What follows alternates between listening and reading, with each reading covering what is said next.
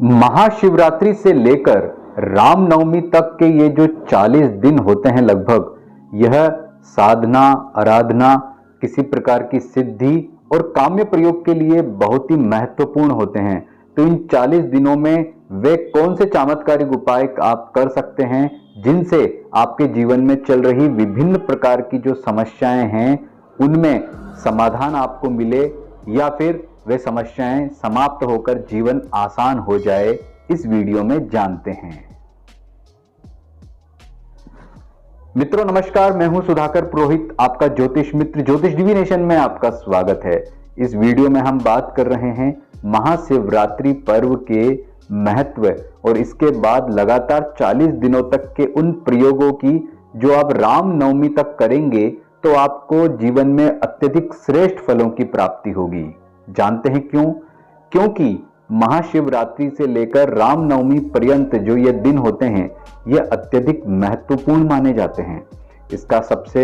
महत्वपूर्ण कारण होता है इस समय भगवान सूर्य कुंभ राशि के बाद मीन राशि और मीन राशि के बाद अपने उच्च राशि मेष की ओर गमन करते हैं और जो दृग्गणित होती है उसके आधार पर देखें तो लगभग 21 मार्च के आसपास जब दिन और रात बराबर होते हैं, यानी कि जो यह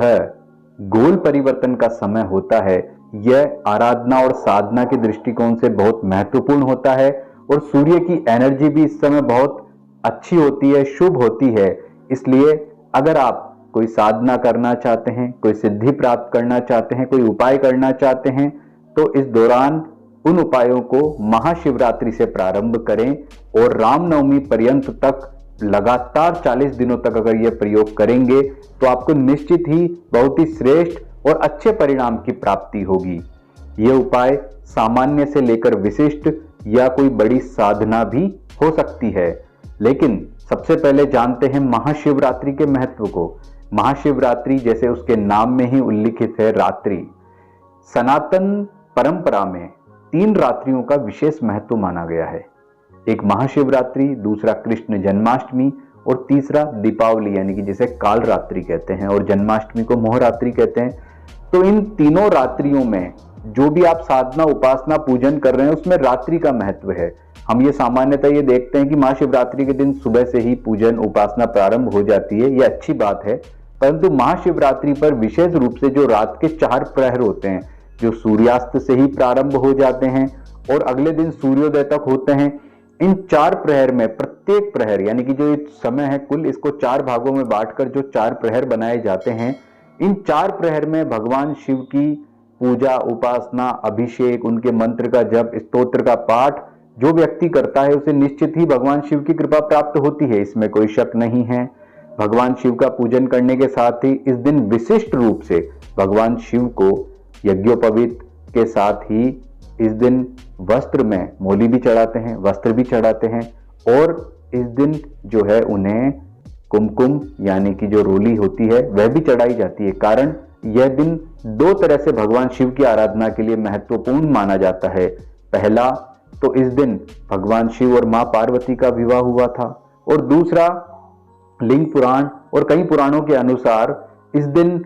शिवलिंग का प्राकट्य भी हुआ था, इसलिए यह दिन भगवान शिव की आराधना के लिए सबसे विशिष्ट माना गया है। तो इस दिन आपकी कोई भी समस्या है उसके निवारण के लिए अगर आप कोई उपाय प्रारंभ कर रहे हैं और अगले 40 दिनों तक लगातार वो उपाय कर रहे हैं तो ऐसी कोई समस्या नहीं होगी जिसका निवारण आपको मिल न पाए। तो इन सारी समस्या जो भी आपकी दिक्कत है उसके निवारण के लिए अलग अलग क्या उपाय हैं वे जानते हैं इस वीडियो में। और उससे पहले अगर आपने हमारा चैनल ज्योतिष डिविनेशन लाइक, सब्सक्राइब या फॉलो नहीं किया है तो अवश्य कर लीजिए ताकि आपको समय समय पर ही ऐसे श्रेष्ठ और ज्ञानवर्धक और आपके लिए लाभदायक वीडियो प्राप्त होते रहें। तो हम आपकी समस्या और उसके निवारण के हिसाब से आपको अलग अलग जो उपाय है यहाँ पर बताते हैं। भगवान शिव और शक्ति की उपासना जीवन में सभी प्रकार के फलों को देने वाली है। अगर आपके जीवन में किसी भी प्रकार की समस्या चल रही है तो वह आप महाशिवरात्रि से प्रारंभ करें और चैत्र नवरात्र में रामनवमी तक लगातार 40 दिनों तक आप यह प्रयोग करते रहें। यदि आप आर्थिक रूप से परेशान हैं, आपको जीवन में बहुत प्रयास करने के बाद भी अर्थोपार्जन में दिक्कत हो रही है, तो आप महाशिवरात्रि के दिन से सबसे पहले महाशिवरात्रि के दिन रात्रि में भगवान शिव का अपने घर पे पार्थिव शिवलिंग के रूप में अथवा किसी मंदिर में जाकर गन्ने के रस से आपको अभिषेक करना है। और इसके साथ ही इसी दिन भगवान शिव के प्रतीक शिवलिंग के साथ अथवा पृथक रूप में श्रीयंत्र का भी गन्ने के रस से ही आपको अभिषेक करना है। और जब आप भगवान शिव का अभिषेक करते हैं उस समय अगर आप किसी संस्कृत के स्तोत्र का पाठ नहीं कर सकते हैं तो साधारण ओम नमः शिवाय मंत्र का आप जो है जप करें। इसी तरह से माँ लक्ष्मी, जब श्रीयंत्र का आप अभिषेक करते हैं तो ओम नमः कमलवासिन्ये स्वाहा या कोई भी माँ लक्ष्मी का जो मंत्र है आप उसका जप कर सकते हैं। और श्रीयंत्र की उपासना में किसी देवी के स्तोत्र का पाठ भी आप कर सकते हैं। यह लगातार 40 दिनों तक आप करें और यही प्रार्थना करें कि जो भी आपकी आर्थिक समस्या है उसका कारण, यानी कि जो भी कारण है वह दूर हो, आपको निवारण मिले। तो इन 40 दिनों की साधना के बाद में आपको निश्चित ही जो भी समस्या होगी उसका निवारण मिलेगा। उसके बाद भी आप चाहें तो ये उपाय कर सकते हैं, गन्ने के रस से नहीं तो आप जो है दूध से, जल से, पंचामृत से भी ये प्रयोग लगातार जारी रख सकते हैं। यदि आप बहुत अधिक कर्ज वाली समस्या से पीड़ित हैं तो आपको महाशिवरात्रि के दिन शिवलिंग का अभिषेक अनार के रस से करना चाहिए। थोड़ा रस लें, उसके बाद में जल से अभिषेक करें। और यह शुरुआत आप जो महाशिवरात्रि के दिन से कर रहे हैं, लगातार आपको रामनवमी तक लगभग 40 दिनों तक करनी है। और आप शिवलिंग को, जो ये शिवलिंग का आप अभिषेक करेंगे जिस रस से, सबसे पहले जल से आपको शिवलिंग का अभिषेक करना है, फिर अनार के रस से अभिषेक करना है और उसके बाद वापस जल से अभिषेक करना है। और इस अभिषेक को करते समय आप ओम नमः शिवाय के मंत्र का जो है जप करें। यदि ऋणहर्ता मंगल स्तोत्र आपको याद है तो आप उसका भी पाठ कर सकते हैं। अन्यथा ओम अम अंगारकाय नमः, ये जो मंगल का मंत्र होता है ओम अम अंगारकाय नमः, इसका जप भी आप करें। और इसके साथ ही यथासंभव जो हो मंगल की कारक वस्तु जो होती है, जैसे लाल वस्त्र है, तांबा है, गुड़ है, गेहूं है इत्यादि का दान यथाशक्ति आपको मंगलवार के दिन, इस दौरान जो भी मंगलवार आए उस दिन करना है। तो जो भी आपकी कर्ज से संबंधित समस्या है उसका कोई ना कोई निवारण आपको प्राप्त होगा।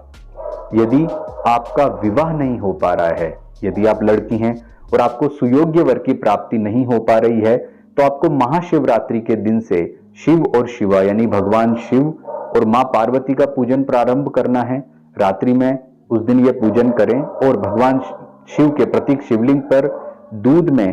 केसर मिला करके, थोड़ी सी केसर आप दूध में मिलाएं, थोड़ी सी चीनी मिलाएं या मिश्री मिलाएं और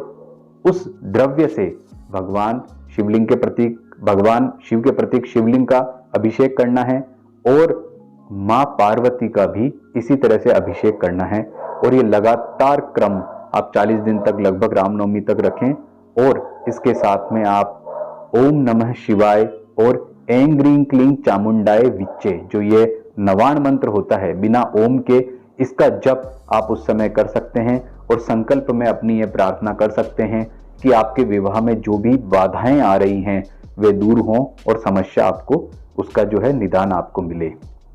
यदि आपके जीवन में आपका जो पारिवारिक सुख है वह बहुत ज्यादा प्रभावित हो रहा है, लोगों से अनायास दुश्मनी है और आपको ये समझ में नहीं आ रहा है कि इस शत्रुता का कारण क्या है, तो ऐसी स्थिति में आप जो दुर्वा होती है, घास होती है, उसके रस से शिवलिंग का महाशिवरात्रि के दिन अभिषेक करें और ये लगातार 40 दिनों तक क्रम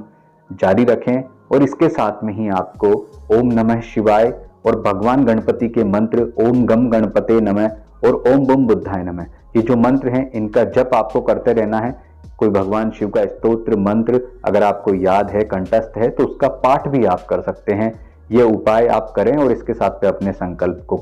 जो है दोहराएं तो आपको बहुत ही उत्तम लाभ की प्राप्ति होगी। यदि आप इसी तरह से, अगर आपके कार्यालय में जो है आपके सहकर्मी या आपके जो अधिकारी हैं उनसे आपका रिलेशनशिप यानी प्रभावित हो रहा है, तो उस रिलेशनशिप को यानी कि जो आपका व्यवहार है उसको अनुकूल करने के लिए शिवलिंग का लगातार 40 दिनों तक शहद से आपको अभिषेक करना है। तो आप दूध को शहद में दूध मिला करके आप कर सकते हैं, अन्यथा केवल शहद से भी अगर आप शिवलिंग का अभिषेक करेंगे, जल से करें, फिर शहद लगाएं और उसके बाद में वापस जल से शिवलिंग का अभिषेक करेंगे तो आपको बहुत लाभ होगा। यदि आप शत्रुओं से बहुत अधिक परेशान हैं, मुकदमे चल रहे हैं, बहुत समस्या चल रही है, तो आपको महाशिवरात्रि के दिन रात्रि में थोड़ा सा आप सरसों का तेल लें। सबसे पहले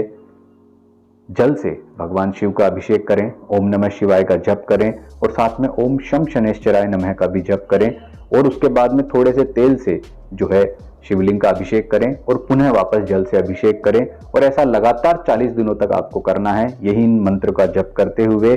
तो आपको बहुत ही लाभ होगा। इसके साथ ही शनिवार के दिन शनि की कारक वस्तुओं का दान, जैसे काले कपड़े, लोहे का सामान, तेल, काले तिल, काले उड़द इत्यादि का दान भी करना है। तो आपको भगवान शिव की कृपा प्राप्त होगी और समस्या का निदान होगा। यदि आपको संतान संबंधी समस्या आ रही है तो आप दूध में मिश्री मिला करके उस दूध से जो है शिवलिंग का अभिषेक करें और अभिषेक के साथ में ओम नमः शिवाय का जप करें और संतान गोपाल जो मंत्र होता है उसका जप भी इस दौरान निरंतर करते रहें। तो आपको आने वाले समय में 40 दिनों तक ये प्रयोग करने के बाद भगवान शिव की कृपा से बहुत लाभ की प्राप्ति होगी। यदि आप राजनीति में हैं और उच्च सफलता चाहते हैं, मिल नहीं पा रही है, अकारण बाधा आ रही है, तो गंगा जल से जो है लगातार महाशिवरात्रि से प्रारंभ करते हुए 40 दिनों तक आपको शिवलिंग का अभिषेक करना चाहिए और भगवान शिव के मंत्र ओम नमः शिवाय और इसके साथ में भगवान सूर्य के मंत्र ओम गृणी सूर्याय नमः का मंत्र जप करना चाहिए और ये लगातार अपनी कामना कहते हुए 40 दिनों तक ये उपाय करेंगे तो आपको बहुत लाभ होगा। ऐसे ही अन्य जो भी आपकी समस्याएं हैं उसके लिए आप, जैसे आप बहुत बीमार हैं और आपको बहुत स्वास्थ्य का लाभ नहीं हो पा रहा है, पता नहीं पड़ पा रहा है कि मेरी बीमारी क्या है, तो दूध में हल्दी मिला करके आप शिवलिंग का अभिषेक करें और अगले 40 दिनों तक ये उपाय करते रहें। साथ में आपको ओम नमः शिवाय और इसके साथ में ही आपको ओम सोम सोमाय नमः मंत्र का जप भी करना है। अगर आपकी जन्म पत्रिका में कोई नेगेटिव योग है, जैसे काल सर्प है या फिर काल सर्प के अतिरिक्त केमद्रुम जो है बहुत नेगेटिव योग माना जाता है, या सकट योग है, या प्रेष्य योग, या भृत्य योग है, तो इसके निवारण के लिए भी आप जो है थोड़ा सरसों का तेल ले, उसमें काले तिल मिलाएं और महाशिवरात्रि के दिन से सबसे पहले तेल जल से अभिषेक करके उस द्रव्य से अभिषेक करें और उसके बाद ओम नमः शिवाय और ओम सोम सोमाय नमः का जप करें और लगातार आपको 40 दिनों तक ये करना है। मात्रा बहुत तेल की थोड़ी लेनी है। तो इस तरह के उपाय से भी आपको जो है उसका निवारण होगा। और मंत्र का जप 3 माला कम से कम करनी है आपको आपके अभिषेक करने के बाद भी, और ये लगातार आप प्रयोग करेंगे तो आपको 40 दिनों में जो भी समस्या है उसका कहीं ना कहीं निदान अवश्य नजर आएगा।